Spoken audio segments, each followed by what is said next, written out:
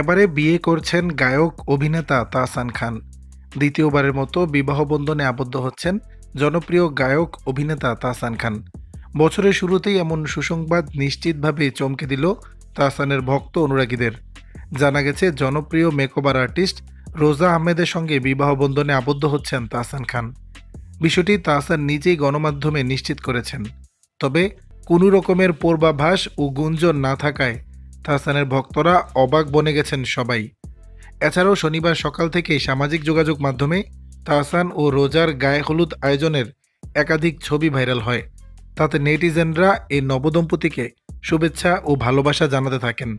বিশেষ করে রোজাকে তাহসানের সঙ্গে দেখে অত্যন্ত আপ্লুত ও আবেগী হয়ে পড়েন তার অনুরাগীরা। এক নেটিজেনের মন্তব্য, অবশেষে চাঁদ খুঁজে পেলেন আমাদের তাহসান ভাই। আরেক নেটিজেন লিখেছেন, তাহসানের জন্য অত্যন্ত খুশি, অবশেষে উপযুক্ত কাউকেই খুঁজে পেলেন আমাদের তাহসান।